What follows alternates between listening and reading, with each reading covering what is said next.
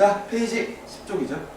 자, 우리가 지난 시간에 이 시공간과 운동에 대한 내용들을 쭉 보면서 특히나 뭐 이제 속력과 속도의 차이점 그리고 상대 속도에 관련된 내용들 그런 내용들을 정리를 좀 했었습니다. 그죠?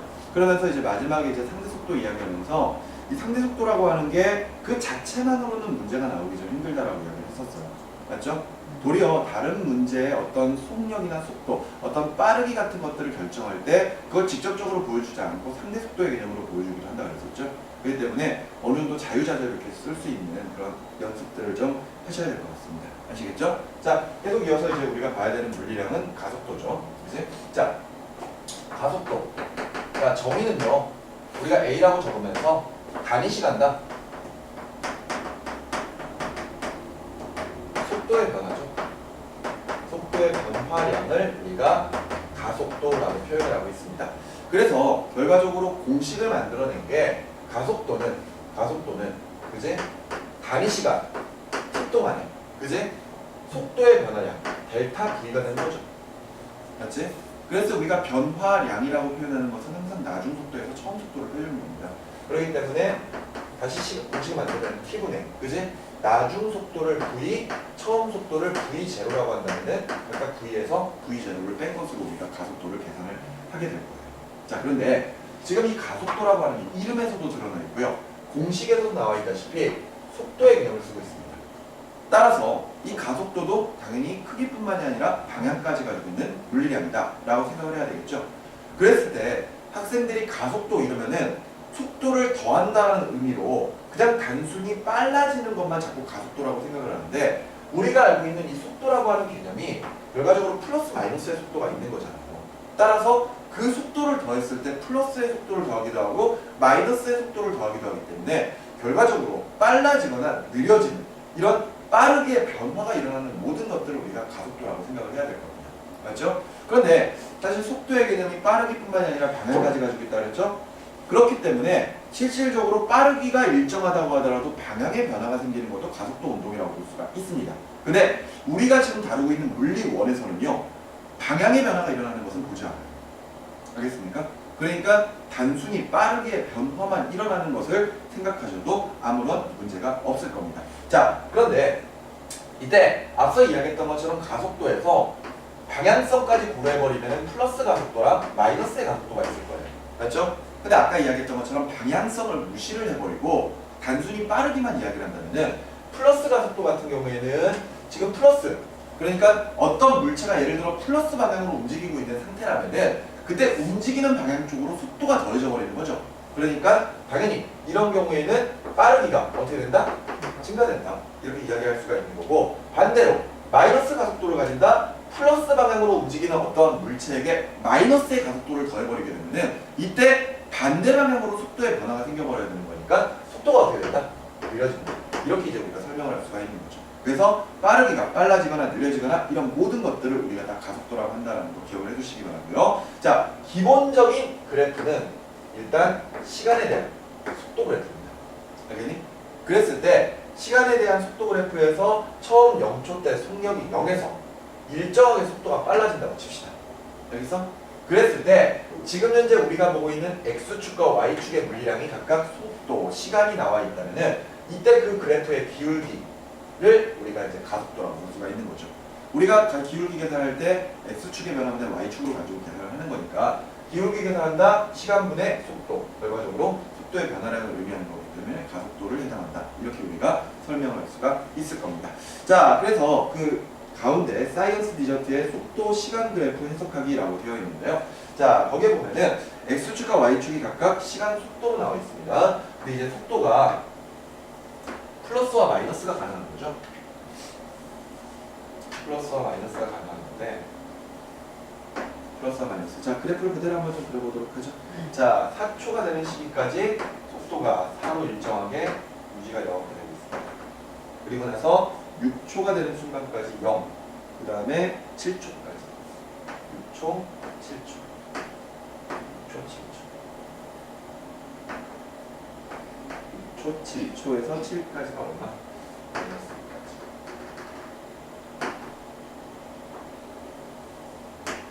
이렇게 되고요. 그 다음에 10초까지 이렇게 그리고 나서 12초가 될 때까지. 다시 한번 풀어주세요.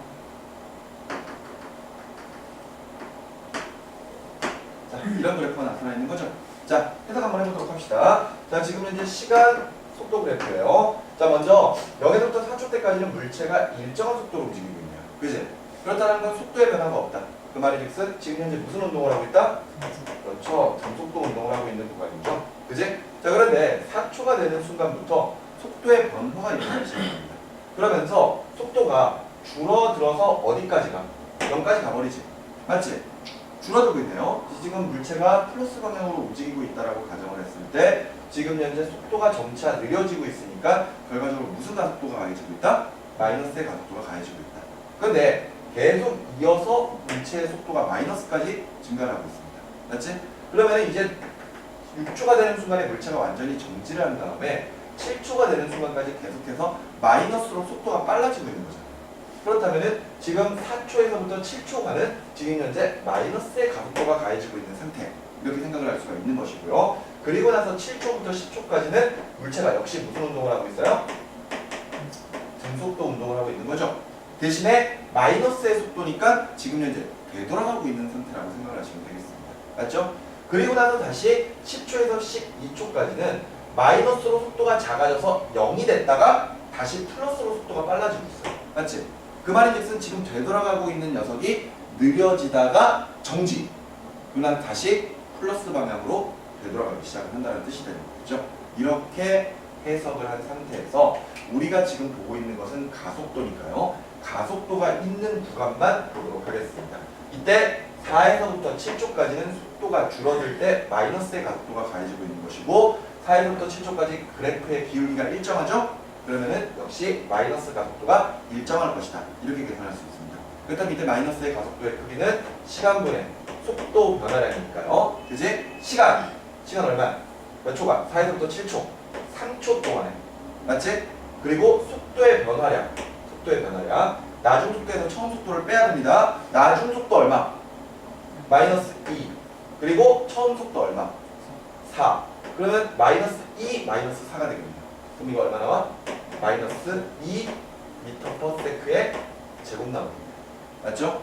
즉 초당 2 m/s씩 속도가 느려지는 상황이 일어나고 있는 겁니다. 여기까지는 느려지는 거고 그 다음부터는 빨라지는 겁니다. 대신에 반대 방향. 맞지? 그리고 나서 다시 10초에서부터 12초까지 플러스의 가속도가 가해집니다. 자, 그럴 때는 시간 2초 동안에 그지? 나중 속도 얼마? 2 마이너스 처음 속도 얼마? 또 마이너스 2죠. 그럼 이 경우에 여기 마이너스 2 넣어줘야 되지. 맞지? 그러니까 플러스 4가 될 테니까 가속도가 얼마다? 플러스 2m/s의 제곱이다. 됐습니까? 이렇게 해서 각각 구간에서 가속도의 크기를 계산할 수 있어요. 근데 이렇게 해서 이제 여러분들에게 물어보는 것은 이거죠. 4에서부터 7초 구간 또는 10에서부터 12초 구간의 가속도가 생기고 있는데 각각의 구간에서의 가속도의 크기는 같다. 맞는 말입니까? 가속도의 크기는 같다. 맞는 말이죠. 그지? 왜냐하면은 지금 현재 마이너스 2 플러스 2란 말이에요. 그랬을 때 지금 선생님이 좀 전에 물어봤던 거는 가속도의 크기를 물어봤습니다. 근데 예를 들어 각각의 구간에서의 가속도는 같다 이러면은 틀린 말이 되는 거죠. 가속도는 하고 물어보면은 방향까지 표현을 해줘야 되죠. 하지만 크기만 물어본다면은 절대값으로 이야기하면 되는 거니까. 맞지? 불의 크기는 같은 겁니다. 무슨 말인지 이해가 되셨죠? 자, 이렇게 해서 우리가 이 그래프를 해석을 할 수가 있는데요. 앞서 이야기했던 것처럼 가속도는 빠르기뿐만이 아니라 방향의 변화까지도 이야기를 한다 그랬습니다. 하지만 물리원에서는 방향성은 보지 않는다 그랬죠? 따라서 방향이 일정하면 물체는 직선 운동을 할 거예요. 그러면 빠르기의 변화가 가속도인데 빠르기가 막 지멋대로 변해버리면은 그것도 계산하기 굉장히 힘들 거 아니에요. 그래서 물리원에서는 가속도의 크기 자체도 변하지 않는 그런 운동들을 보고 있는 거죠. 그게 바로 등 가속도 직선 운동입니다. 이 운동을 잘 보면은 뭐가 일정해? 가속도가 일정해. 그런데 물체가 어떻게 움직이고 있어? 직선으로 움직이고 있어. 그러면은 방향의 변화는 없다.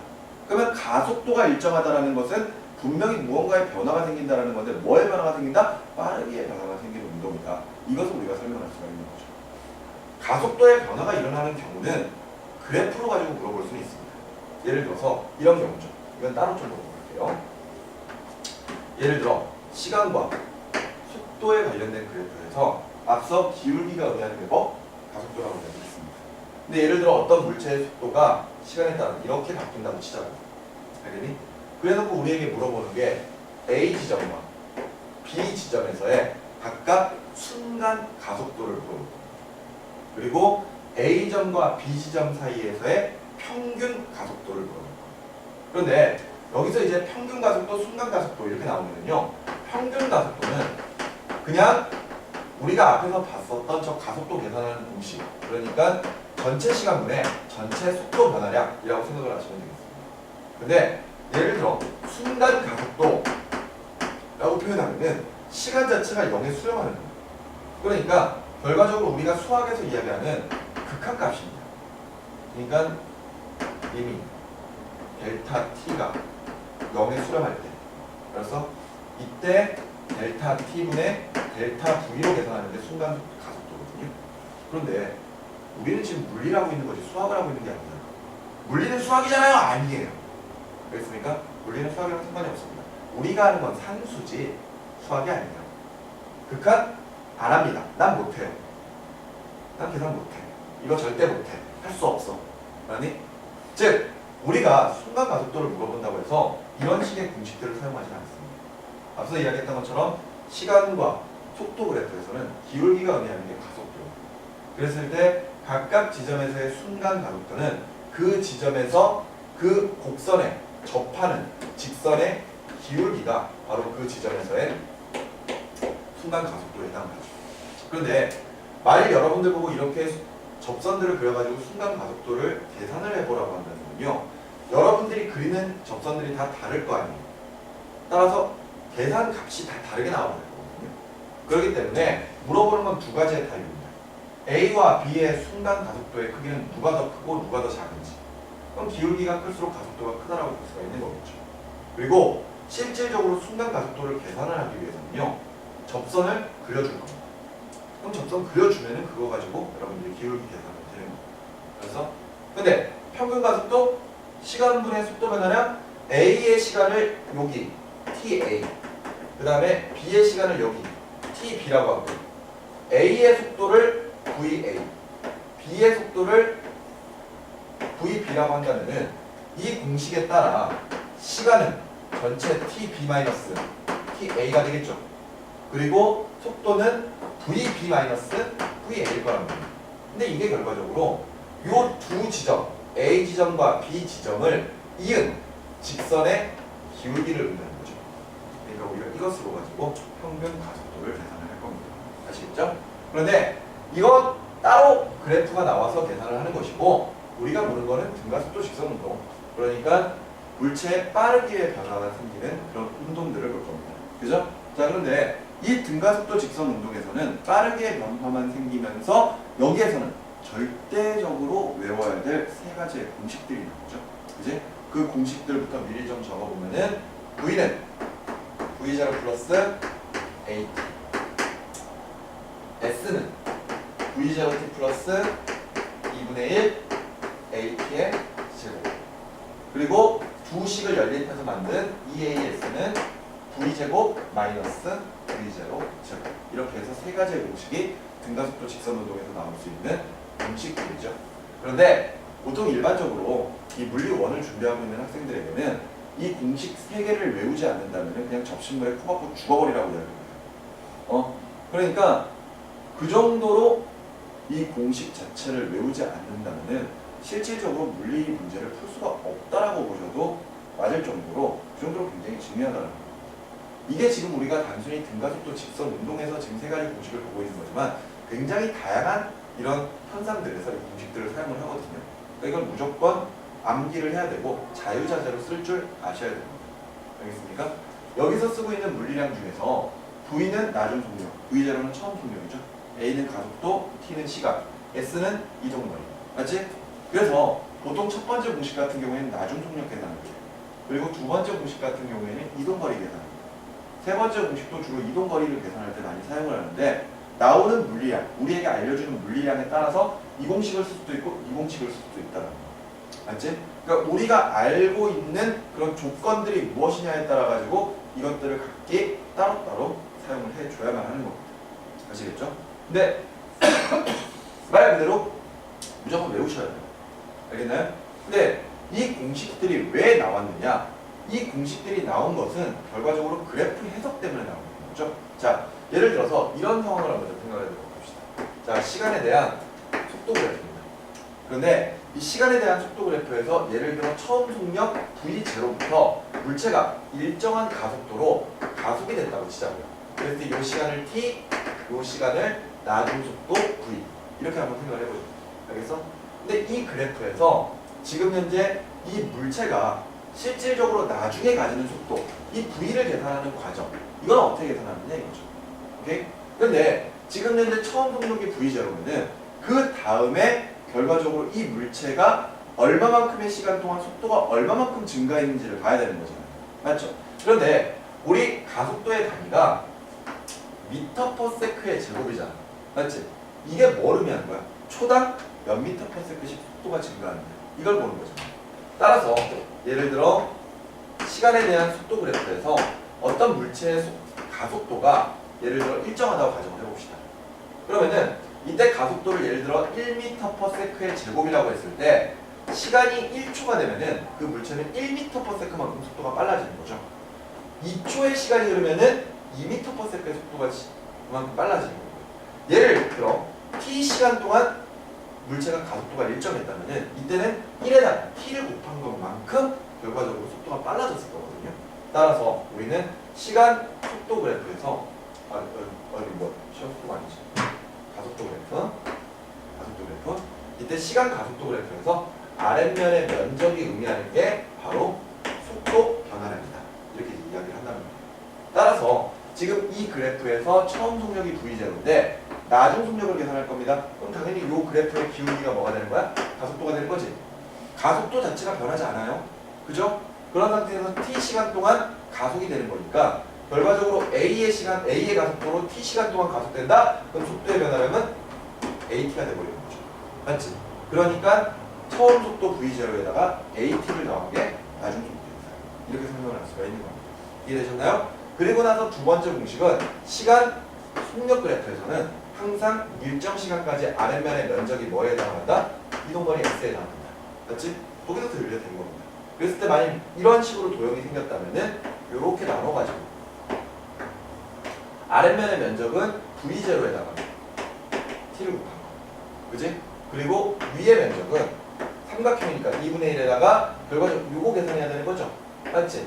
그러면은 또 요 길이 같은 경우에는 V0와 V의 차이잖아요. 그럼 이게 뭐가 되는 거야? 이게 델타 V가 되는 거지. 속도의 변화량이니까. 이해가 되니? 그럼 델타 V에다가 T를 곱하는 거잖아. 근데 델타 V가 뭐라고? AT. 맞지? 그러니까 A에다가 T를 곱한 거에다가 또 T를 곱하는 거죠. 따라서 2분의 1 AT의 제곱이다. 이렇게 정리를 할 수가 있을 겁니다. 그래서 전체 면적은 V0T에다가 2분의 1 AT의 제곱을 더한 것으로 이동거리를 계산할 수 있다. 이렇게 해서 공식들이 등장을 하는 거고요. 마지막 세 번째 공식은 이것을 연립하는 거죠. T를 소거해버린 겁니다. 시간 자체를. 그러니까 위에도 T로 묶고 아래에도 T로 묶어가지고 T가 같다 해가지고 만들어내면은 EAS는 V0-V0제곱이라는 저런 공식으로 유도가 되는 거죠.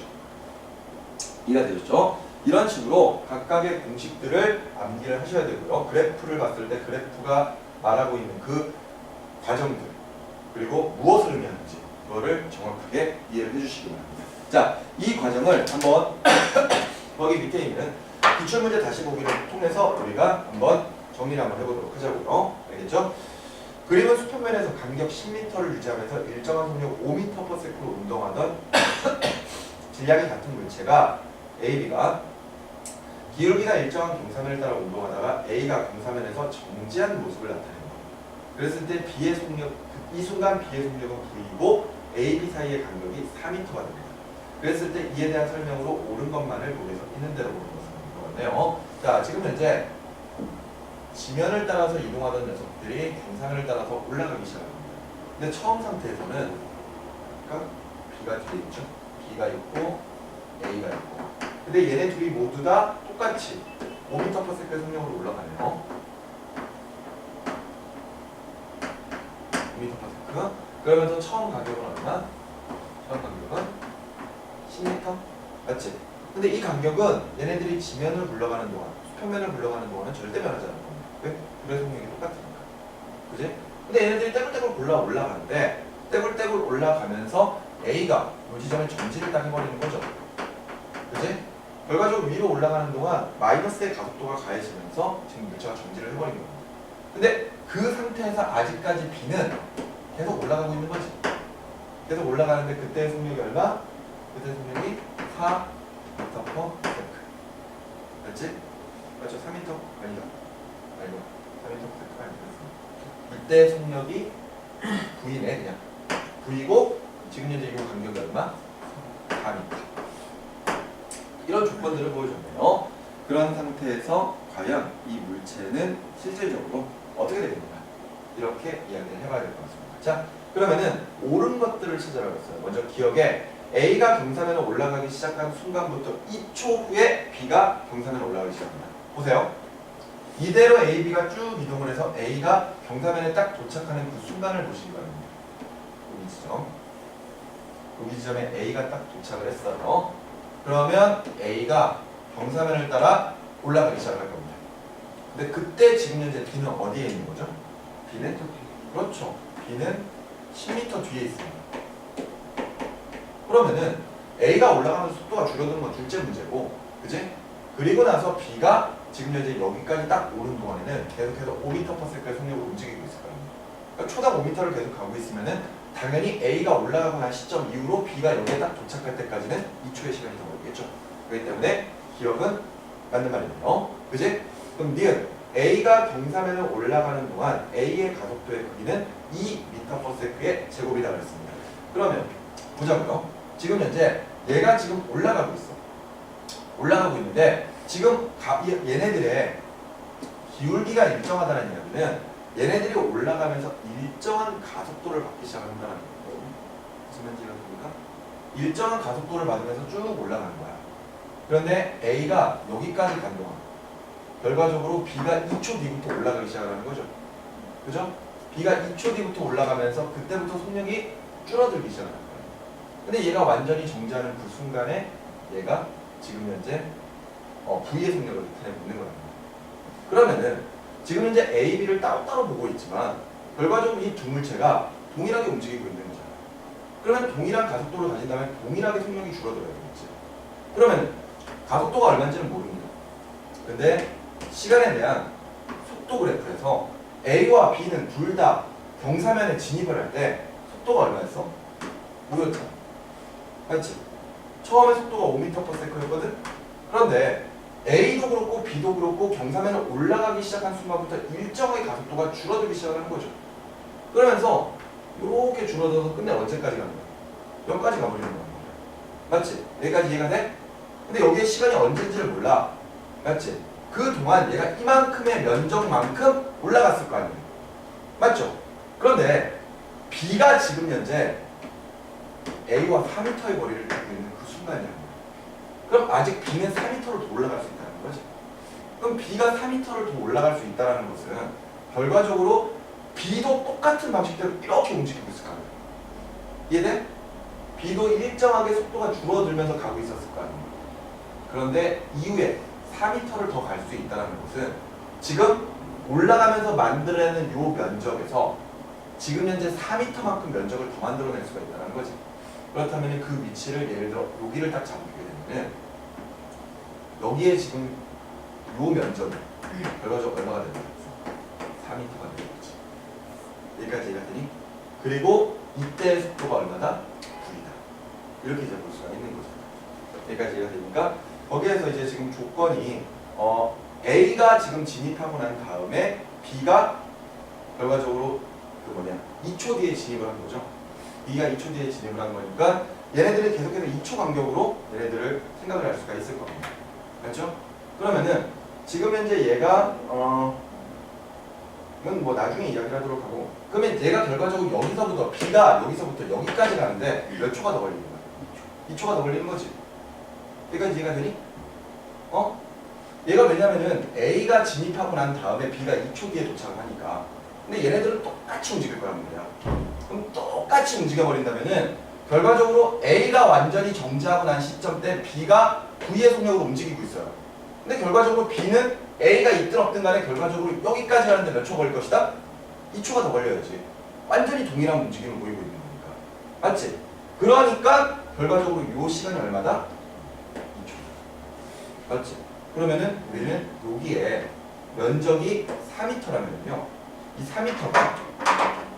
4m가 삼각형이니까 2분의 1 곱하기 시간 2 곱하기 이때 속력 V로 가지고 정리할 수가 있는 거죠.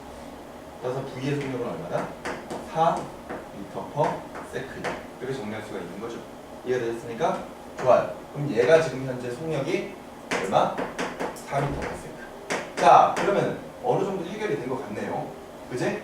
왜냐하면은 우리는 얘가 지금 4라는 것을 알고 있으면 그지? 기울기 할 수 있는 맞지? 기울기. 기울기가 의미하는 게 뭐? 가속도. 맞죠? 지금 현재 얘네들이 가속도가 가해졌을 때 그 가속도는 동일할 거란 말이에요. 그리고 마이너스의 기울기를 가지고 있을 거예요. 그랬을 때 기울기가 마이너스 2분의 4니까 얼마? 2m/s의 제곱일 것이다. 이렇게 정리할 수가 있겠습니다. 그러니까 니은의 A가 경사면을 올라가는 동안 A의 가속도의 크기만 물어봤죠? 얼마? 2m/s의 제곱입니다. 그래서 니은 맞는 말이죠. 그 다음에 디귿의 V는 4m/s 맞죠? 이렇게 해서 정리가 됩니다. 알겠습니까? 답을 5번이라고 체크를 하시면 되겠고요. 이 기출문제 이 다시 보기 여기에 나온 문제는요. 굉장히 간단한 문제긴 하지만 실질적으로 쉬운 문제는 아닙니다. 그죠? 왜냐면은 일단 제일 문제가 되는 게 A와 B가 움직인 다음에 A가 경사면을 올라가고 나서 과연 B가 경사면을 올라가는데 시간이 얼마가 걸릴 것인가부터 생각하는 게 시작이거든요. 그리고 나서 그 다음에 A와 B가 동일한 움직임을 보인다는 것을 생각을 하셔야 되는데 그거를 잘 캐치한 학생들은 이 문제를 좀 더 쉽게 풀었을 거고요. 그렇지 않은 학생들은 굉장히 많이 고민을 했었던 그런 문제지 않을까라는 생각을 해봅니다. 아시겠죠? 우리 물리 문제들은요. 특히나 이제 역학 파트의 이런 계산 문제들 같은 경우에는 처음에 문제를 딱 보면은 이거를 바로 완벽하게 딱 풀어버리는 학생들이 그리 많지는 않아요. 누구나 고민을 합니다. 아시겠죠? 선생님도 처음 보는 문제라면 당연히 고민을 해야 돼요. 그래놓고 문제를 풀어나가죠. 그런데 물리 문제는 한 번 풀고 나면 끝나는 게 아니라 똑같은 문제를 반복적으로 풀어보죠. 왜? 비슷한 유형들이 계속 나옵니다. 무슨 말인지 알겠니? 비슷한 유형들이 계속 나오기 때문에 이런 유형의 문제들을 이렇게 풀어야 된다. 이렇게 여러분들 생각하셔야 돼요. 아시겠죠? 자, 이런 내용이고요. 뒤로 넘어가시면은 계속해서 탐구자료 살펴보기나 아니면 기출문제 다시 보기 이런 문제들이 있는데 이런 것들 여러분들 한 번씩 좀 다뤄보시기 바랍니다. 알겠습니까? 자, 그리고 우리가 여기서 등가속도 직선운동에서 조금 신경 써야 되는 그래프에 대해서 좀 생각을 해보도록 하죠. 알겠죠? 자, 어찌됐건 등가속도 직선운동에서는 세 가지 타입의 그래프가 나올 수가 있습니다. 자, 일단 나올 수 있는 그래프는요.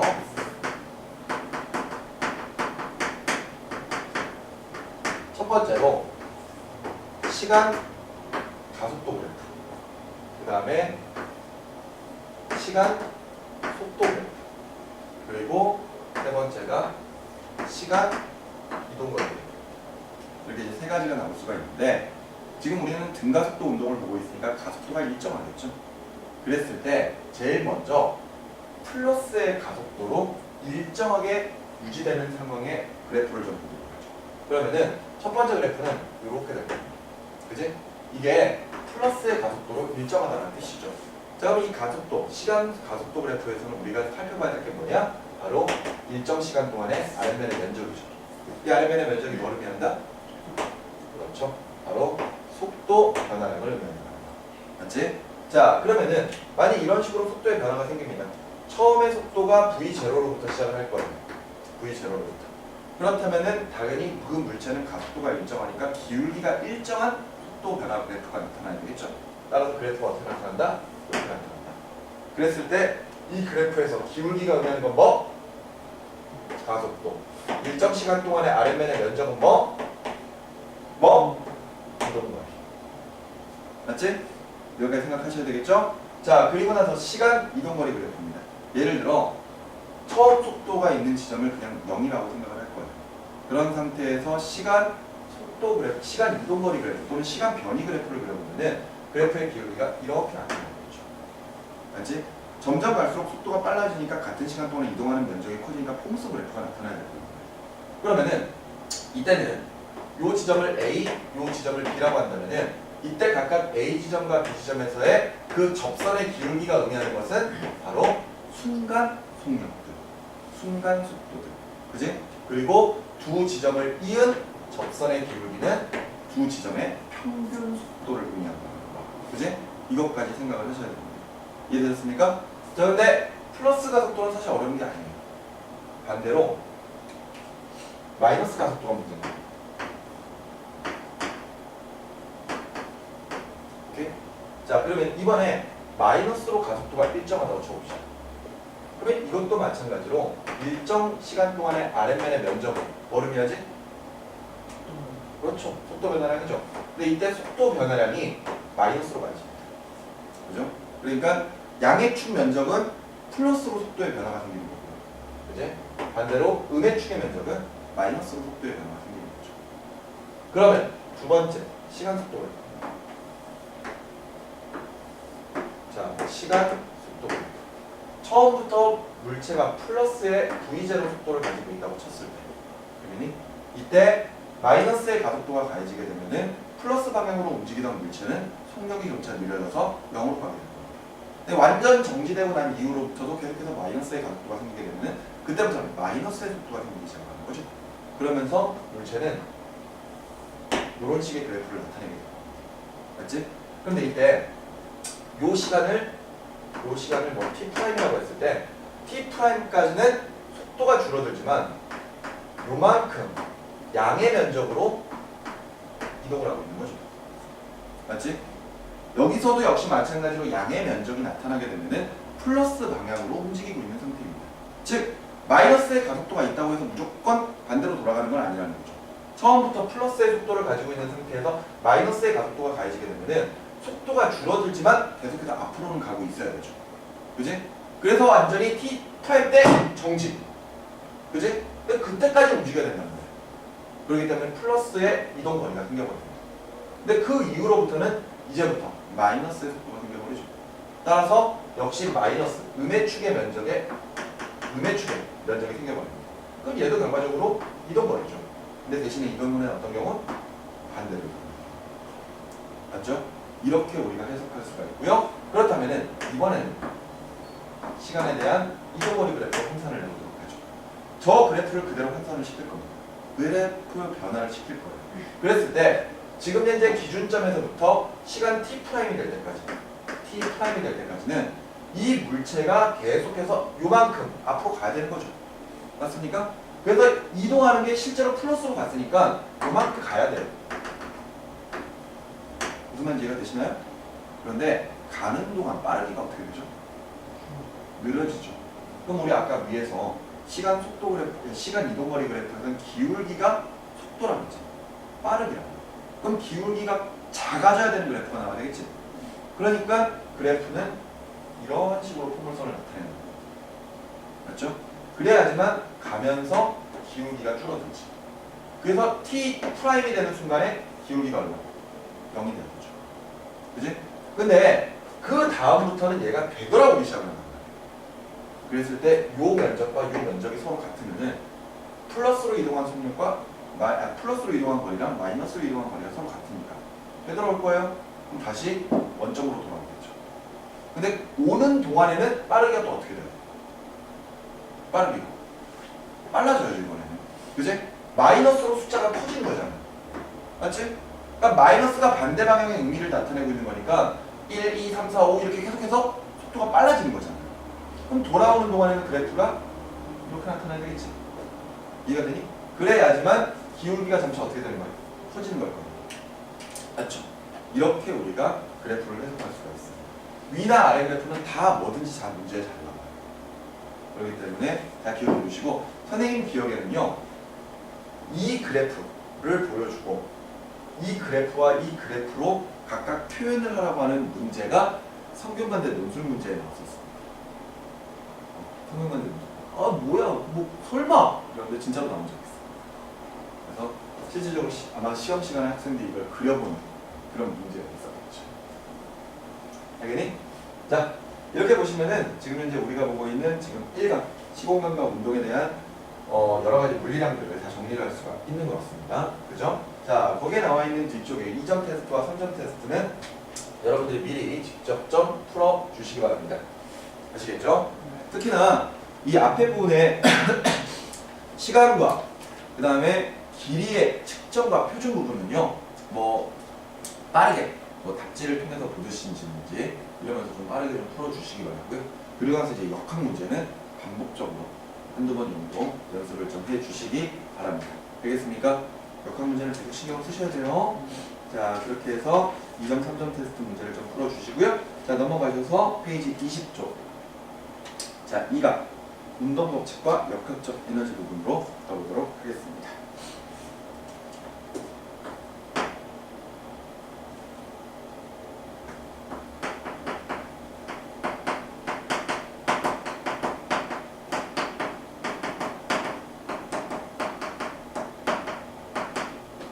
자, 이 부분에서는 가장 대표적으로 뉴턴의 운동법칙에 대한 내용이 들어오죠.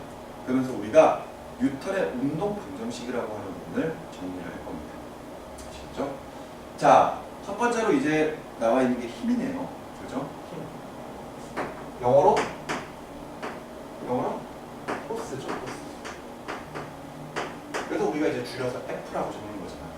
학생들한테 힘이 영어로 뭐야? 이렇게 물어보면은 되게 많은 학생들이 파워 이럽니다. 근데 우리가 일상생활에서 파워가 좋아 이러면은 또 힘이 세다 뭐 이런 뜻으로 들리잖아요. 근데 사실 엄밀하게 따지면 파워라고 하는 거는 그 일을 할 수 있는 능력, 그러니까 정확하게 정의를 따지면은 단위 시간 동안의 일의 양, 즉 인류를 뜻하는 거거든요. 알겠니? 그러니까 파워가 좋다라는 말은 그만큼 일률이 좋다, 일을 잘한다는 뜻이에요. 그러니까 일을 잘한다는 게 힘도 좋고 아니면 머리가 스마트하다는 뜻도 될 수 있습니다. 뭐가 똑같은 일을 하는데 시간이 적게 걸리거나 그러면 일률이 좋은 거예요. 근데 이제 포스라고 하는 게 이제 우리가 이야기하는 힘이죠, 힘. 그지? 자, 근데 이제 힘의 정의가 뭐야? 이렇게 물어보면은 힘은 물체의 모양이나 또는 운동 상태의 변화를 일으킬 수 있는 것을 우리가 힘이라고 표현을 합니다. 힘에는 뭐 세 가지 요소가 있죠. 그지? 작용점, 힘점, 작용점, 크기, 방향. 그지?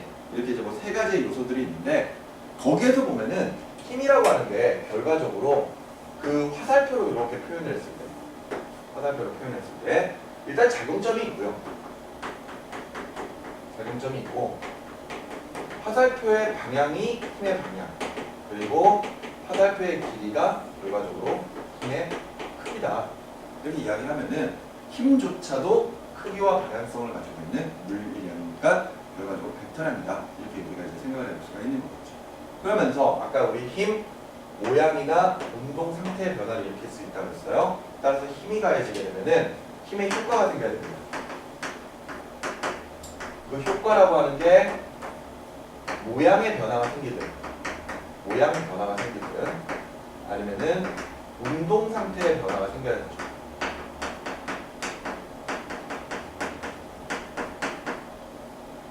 그랬을 때 모양 변화가 생기는 거는 예를 들어 깨지거나 찌그러지거나 이런 것들을 이야기하는 거지.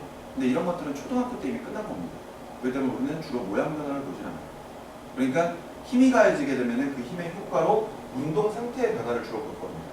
그랬을 때 운동 상태의 변화라고 하는 게 빠르기와 방향의 변화죠. 빠르기의 변화, 방향의 변화. 그러니까 힘이 가해지면은 빠르기가 달라지거나 방향이 달라지거나 이런 현상들이 일어나게 될 겁니다. 이게 힘의 효과죠. 자, 그런 상태에서 아까 우리가 힘이 저 크기뿐만이 아니라 방향까지도 가지고 있기 때문에 벡터량이라고 했어요. 그래서 우리가 이런 벡터 값들을 합해 볼 수도 있고 아니면 분해를 해볼 수도 있단 말이죠. 그랬을 때 우리가 힘을 합해 보는 과정, 그것을 중학교 1학년 때 배웠었어요. 그지? 그러면서 예를 들어 한 물체에게 두 가지 이상의 힘들이 가해질 때 힘의 방향에 따라 같은 방향이면은 더해주고 반대 방향이면은 빼주고 그 다음에 비스듬하면 얘네들을 평행사 변형을 그려가지고 각각 표현하는 방법, 그거에 대해서 아마 배운 적이 있을 거예요. 그러니까 예를 들어 이런 거죠. 예를 들어 F1과 F2가 같은 방향으로 작용을 하면 이때 합력은 두 개를 더한 F다, 이렇게 설명할 수가 있는 거죠. 예를 들어 한 지점에서 F1이 요만큼, F2가 요만큼, 그러면은 이때 합력은 큰 힘에서 작은 힘을 빼준 거, 즉 요만큼이 합력 F다, 이렇게 설명할 수 있는 거예요. 그런 다음에 요거 있었었죠. F1 그 다음에 F2 이렇게 힘이 비스듬하게 작용을 하면은 F1과 나란한 선 하나 그려주고요. F2와 나란한 선 하나 그려서 평행사 변형을 만들어주는 거지. 그런 다음에 대각선 길이에 해당하는 게 결과적으로 합력 F다, 이렇게 이제 이야기를 했었을 겁니다. 요게 바로 이제 비스듬한 평행사 변형법이죠. 비스듬한 힘의 평행사 변형법. 근데 여기서 이 평행사 변형법처럼 이렇게 나란하지 않은 두 힘을 합칠 수 있는 방법을 또 하나 더 알려드릴게요. 그게 삼각형법이거든요. 아마 우리가 수학 시간에 벡터 할 때 그때 아마 배우게 될 겁니다. 벡터 배웠지? 끄떡끄떡? 아니야? 벡터는 다 배워야 되지 않냐? 벡터에서 평행사 변형법도 쓰고요, 삼각형법도 써요. 삼각형법이라는 게 뭐냐면은 예를 들어 이렇게 F1이 있고 이렇게 F2가 있으면은 이때 F1이 끝나는 지점에다가 그냥 F2를 이렇게 그립니다. 연결해서. 아니? 그런 다음에 처음 출발 부분과 끝나는 부분을 이렇게 선으로 연결하는 게 합력 F다, 이렇게 설명하는 게 삼각형법이거든요. 그러니까 이거랑 똑같지? 터치된 거. 근데 예를 들어 얘 같은 경우에 힘이 3가지, 4가지, 5가지라면요, 그때그때마다 평행사 변형만 그려줘야 되잖아요. 근데 예를 들어서 얘 같은 경우에는 예를 들어 이렇게 또 F3가 있어. 그러면은 F1 끝나는 점에다 F2 그려. 그리고 나서 F2 끝나는 지점에다가 다시 F3를 그립니다. 그런 다음에 처음과 끝을 연결하면은 합력이다, 이렇게 정리할 수 있어요. 굉장히 간단하죠. 알겠니? 이게 벡터의 합성, 그러니까 힘의 합성 부분이에요. 근데 여기서 우리가 또 하나 추가를 해서 벡터의 분해에 대해서 좀 보겠습니다. 합할 수도 있으면 나눌 수도 있어요. 맞죠? 근데 이때 예를 들어 이렇게 비스듬한 하나의 힘이 있을 때 그 힘을 두 개로 나눠보자는 거죠. 즉, 두 가지의 힘이 합해져서 이 하얀색 하나의 힘을 만들어낸다고 쳤을 때 그 두 힘이 어떤 힘들이 있을 수가 있느냐. 근데 중요한 거는 그냥 단순히 두 개 그려봐 이러면은 셀 수도 없이 많은 힘들이 있어요. 그러니? 왜냐하면은 예를 들어 내가 그냥 이렇게 해서 F1이 있어요, 이렇게 이야기하게 된다면은 결과적으로 나머지 하나의 힘을 평행사 변형을 그려가지고 해주면 되거든요. 맞죠? 이상하긴 한데. 자, 그랬을 때 어찌됐건 F1이 있으면 이렇게 또 해서 F2가 있으면 돼요, 이렇게 이제 이야기를 하면 된단 말이야. 그러니? 그러니까 종류는 굉장히 많은 거야. 왜? 내가 F1을 이렇게 설정을 했으면 또 다르게 만들어지겠지. 그러니까 셀 수도 없이 많은 힘들로 분해를 해낼 수가 있는데 우리가 그런 힘들을 뭐 이렇게 저렇게 막 분해를 하는 게 아니라 요 F라고 하는 하나의 힘이 있으면은 그래프에 X축과 Y축에 존재할 수 있는 각각 두 가지의 힘을 생각을 해보는 거죠. 그럼 이것도 역시 평행사 변형을 그려서 대화를 하면 되는 거니까 그냥 이렇게 직사각형 생각하면 되겠지. 맞지? 그랬을 때 X축 위에 존재하는 힘은 요만큼의 길이를 가지고 있고 그 힘을 우리가 Fx라고 이야기를 한다면은 반대로 Y축에 있는 힘은 요만큼의 길이를 가지고 있고 이 힘을 Fy 이렇게 이제 정리할 수가 있을 겁니다. 맞죠? 이렇게 해서 Fx, Fy 이렇게 설정을 해놓고요.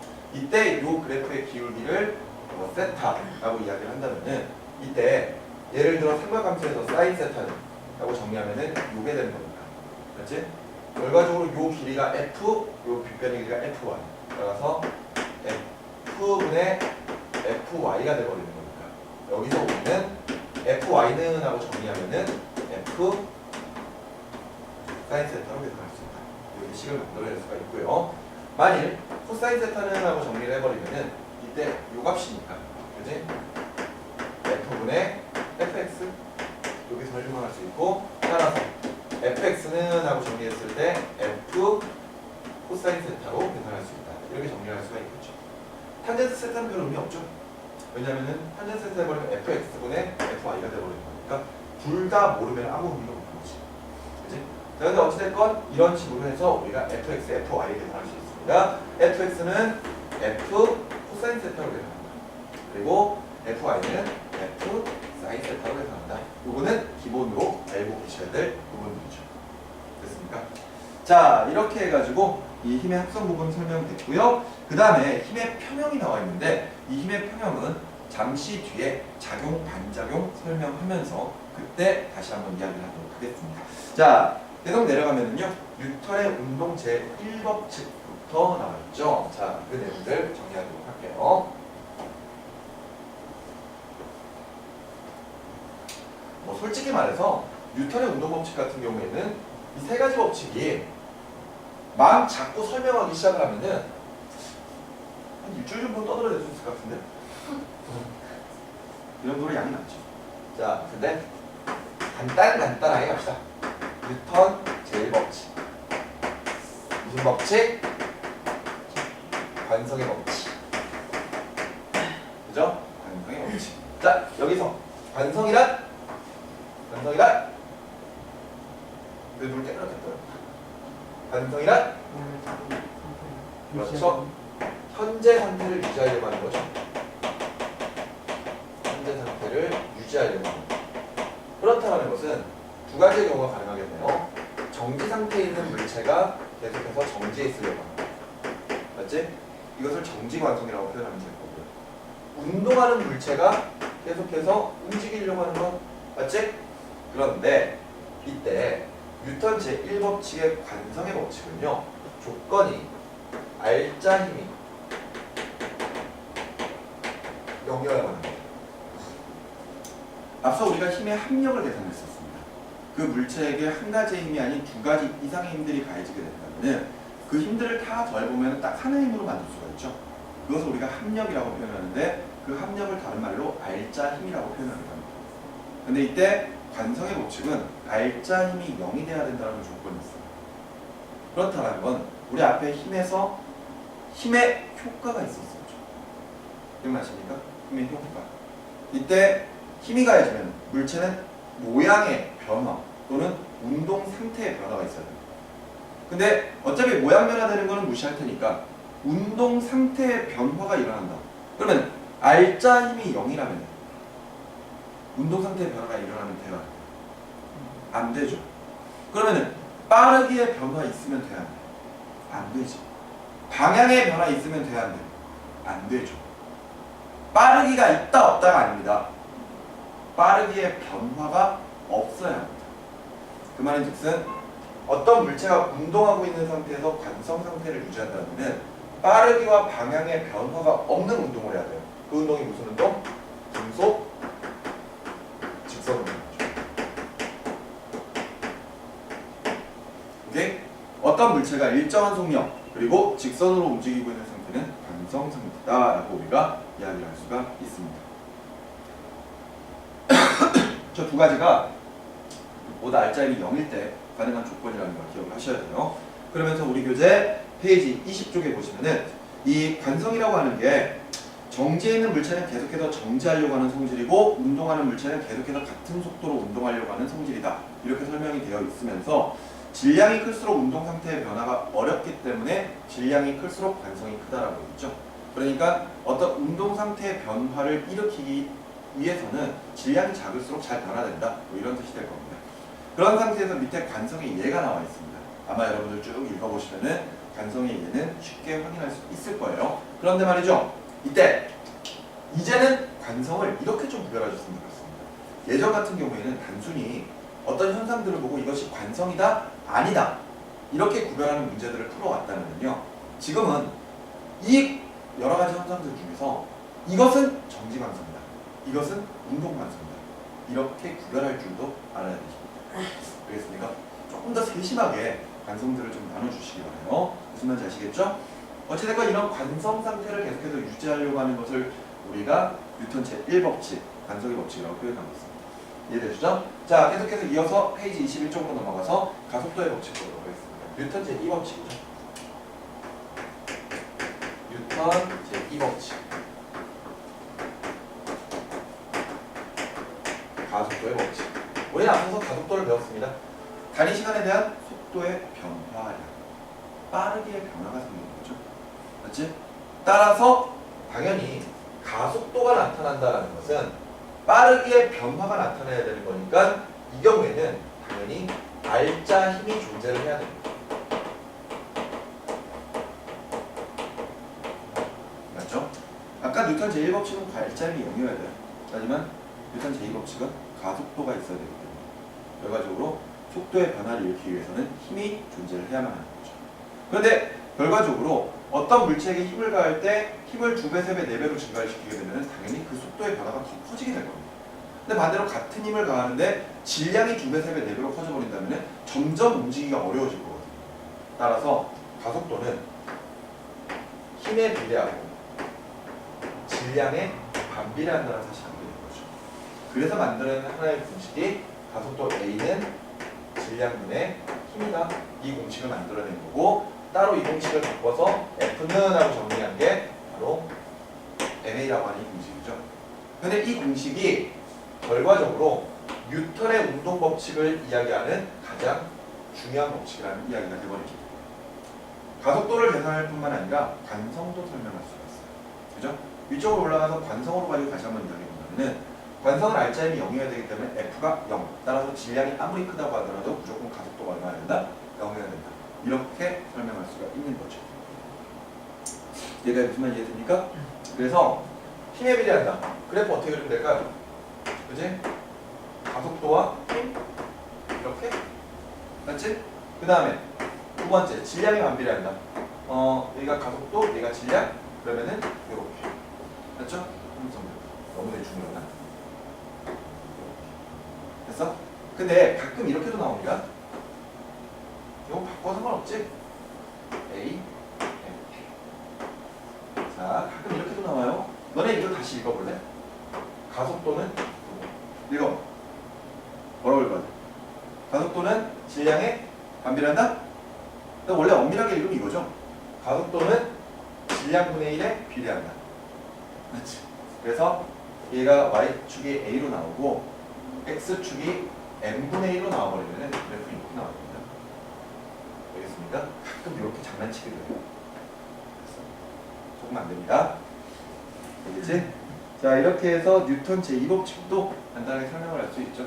실질적으로 문제에 적용을 시켜봐도 저 가속도의 법칙 자체만은 그렇게 어렵진 않습니다. 맞지?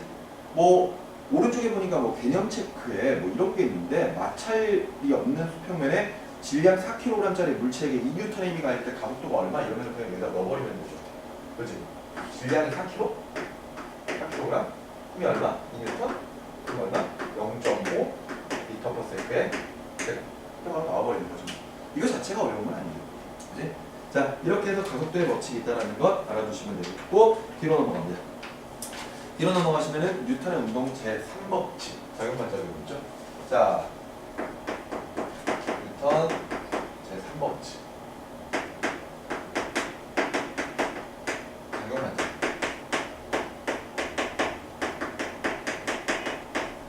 자, 작용반작용의 법칙 결론부터 이야기하자면은 두 물체 사이에서는 항상 힘이 쌍으로 작용한다 라는 게 작용반작용이죠. 이런 경우입니다. 예를 들어 A라고 하는 물체와 B라고 하는 물체가 있는데요. 이때 A가 B에게 힘 FAB를 가합니다.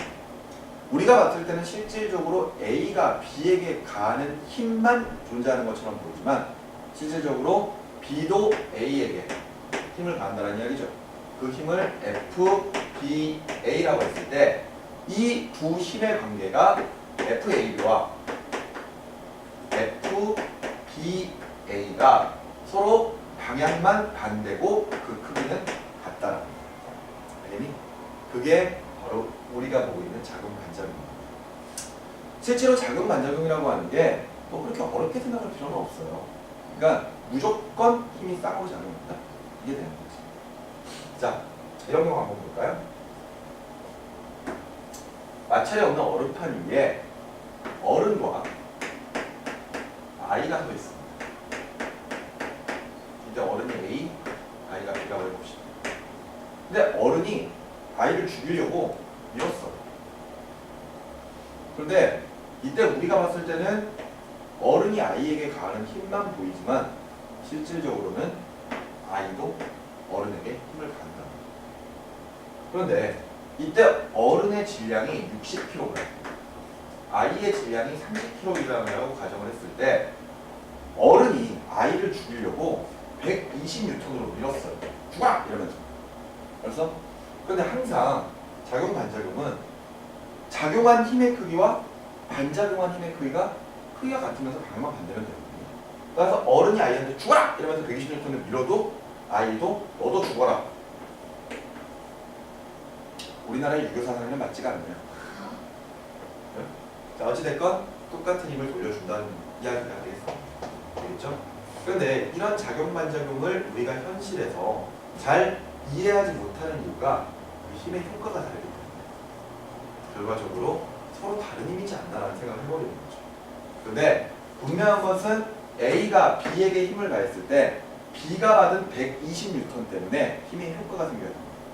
힘이 있다면 뭐가 생겨야 돼? 가속도가 생겨야 되죠. 그치? 결과적으로 B가 받은 힘이 120N이잖아요. 맞지?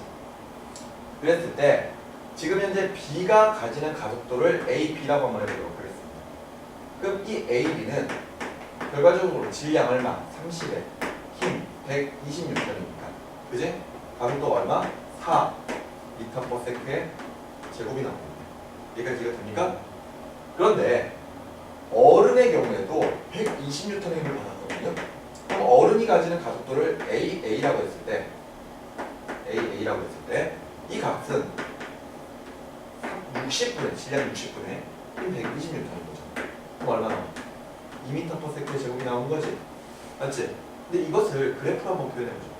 근데 이때 둘 다 이제 반대 방향으로 움직여버리니까 아이가 움직이는 방향이 플러스, 어른이 움직이는 방향은 마이너스라고 딱 해보면은 시간에 대한 속도 그래프에서 당연히 저 가속도가 가해지는 시간이 있을 거 아니야. 그래서 예를 들어서 그 시간 자체가 예를 들어 1초의 시간 동안 가해졌다고 쳐봅시다. 그럼 예를 들어 여기까지가 1초라면은 i는 플러스로 이만큼의 가속도가 가해져 버리거든요. 그러니까 1초 동안에 속도가 얼마까지 증가해야 돼? 4까지 증가해야 됩니다. 그리고 나서는 이제 힘이 가해지지 않으니까 등속 운동을 해버리는 거죠. 이게 i입니다. 그러면 어른은 1초 동안에 이만큼의 가속도가 가해지죠. 그치? 그럼 반대 방향으로 움직이니까 이렇게 될 텐데 이때 그 크기가 얼마나?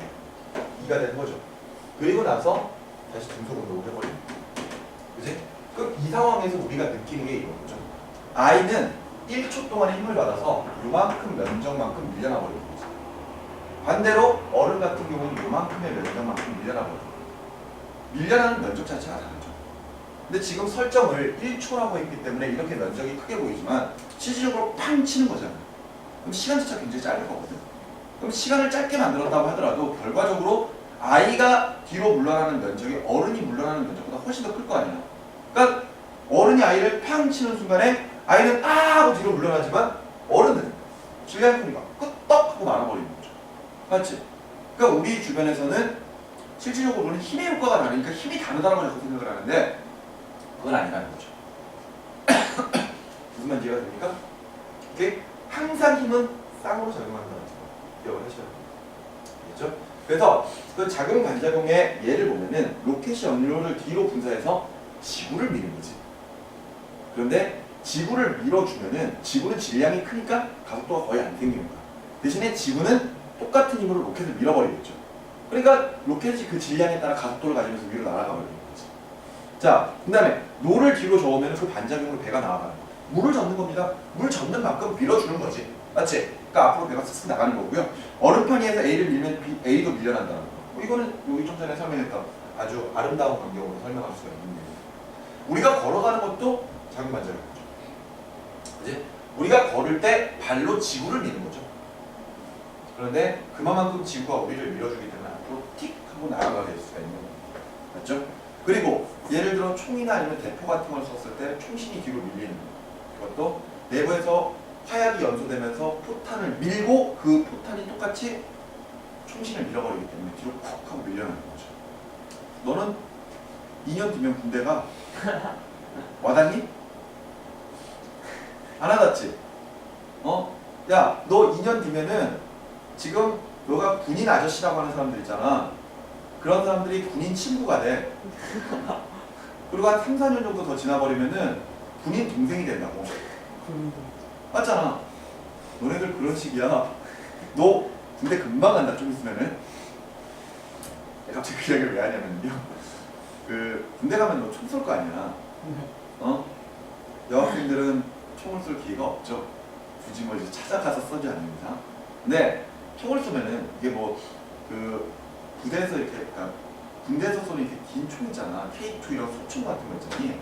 그런 소총이나 아니면 이제 권총을 쏴볼 기회가 없을 텐데, 일단 권총 같은 경우에도 항상 처음에 발사하기 전에는 이렇게 방아쇠를 당겨줘야 돼. 이렇게 한번 잡아 당겨야 되거든.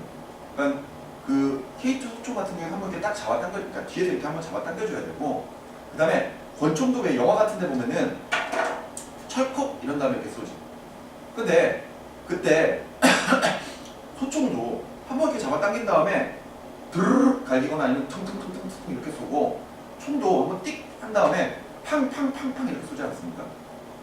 근데 왜 처음에는 잡아당기는데 그 다음부터는 안 잡아당기고 그냥 이거지. 그게 요거 작용 반작용 이거.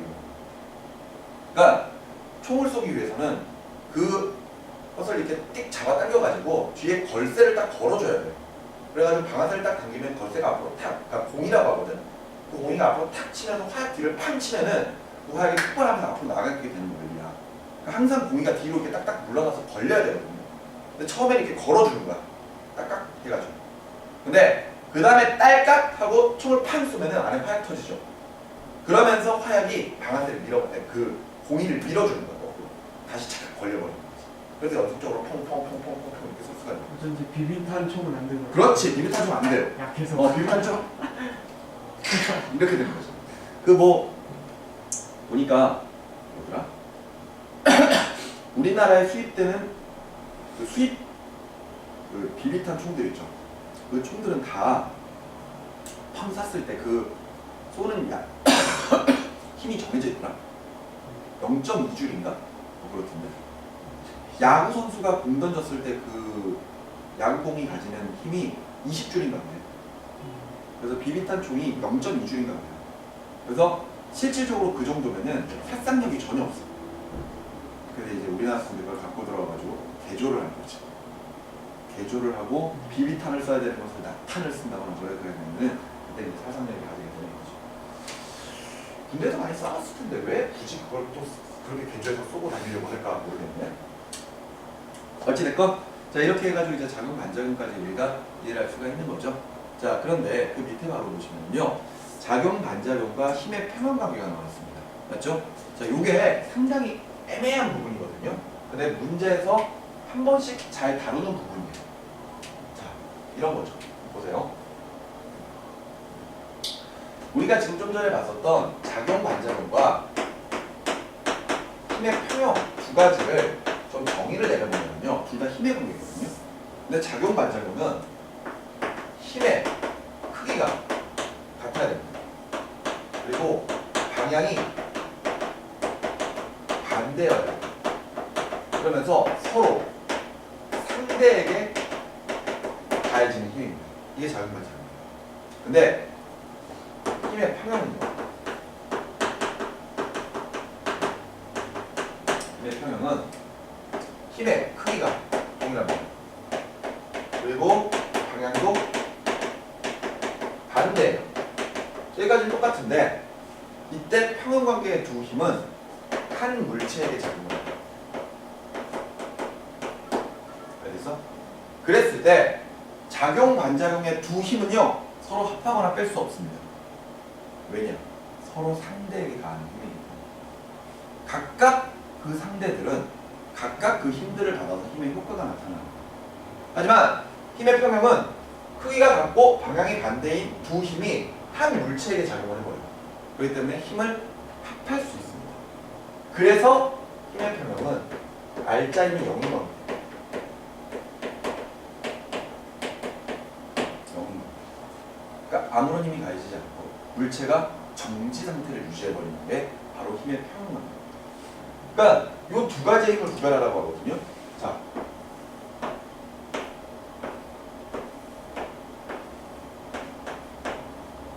지구 위에 탁자가 놓여 있고 사과가 하나 놓여 있습니다. 그랬을 때 여기에 작용하는 수많은 힘들을 생각해 볼 수가 있어요. 제일 먼저 지구가 사과를 잡아당기는 힘. 여기는 중력이죠.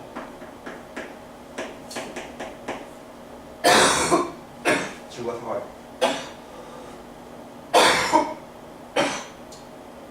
좀 있으면 죽겠다.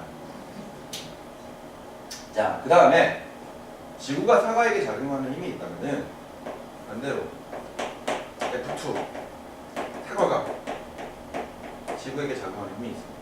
맞죠? 수많은 힘들이 존재하겠지만 이 힘도 한번 볼까요? F3 지구 사과가 테이블을 누르는 힘. 그럼 반대로 F4 테이블이 사과에게 가하는 이런 힘들이 있을 겁니다. 그랬을 때 작용 반작용의 관계 뭐가 있는 거죠? 작용 반작용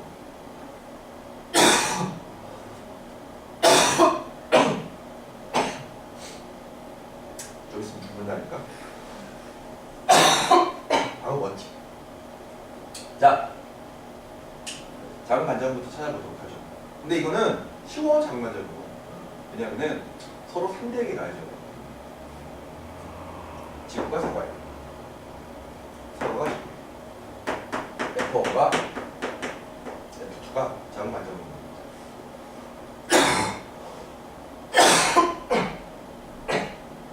근데 또 있죠. F3 사과가 테이블에게, F4 테이블이 사과에게. 얘네들이 각각 작용 반작용입니다. 그런데 여기에서 힘의 평형관계를 찾으라고. 사과가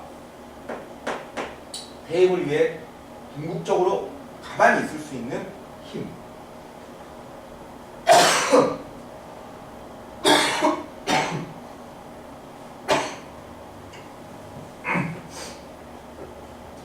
앞서 얘기했던 것처럼 힘의 평형은 알짜임이 0인 겁니다. 그래서 사과가 어떻게 가만히 있을 수 있냐는 거지.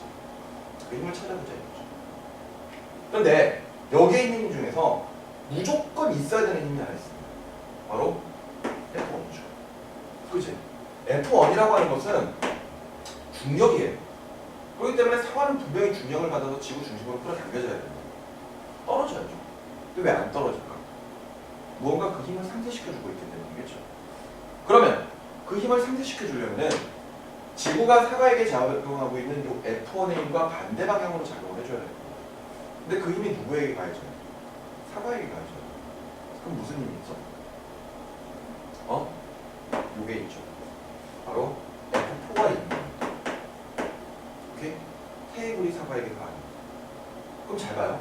이때 지구가 가하는 힘과 테이블이 가하는 힘이 서로 크기가 같고 방향이 반대면서 둘 다 누구에게 가해져? 둘 다 누구에게? 사과에게 가해지지. 그러니까 그 두 힘을 뺄 수가 있는 거예요. 그래서 0이 되는 거죠. 만일 F1이 더 크다면은 사과는 테이블을 뚫고 떨어져야 돼요. 반대로 F4가 더 크다면은 말도 안 되지만 사과가 테이블 위로 쭉 날아가야 됩니다. 근데 가만히 있잖아. 결과적으로 사과에게 작용하는 F1을 F4가 상쇄를 시켰다는 거죠. 맞지?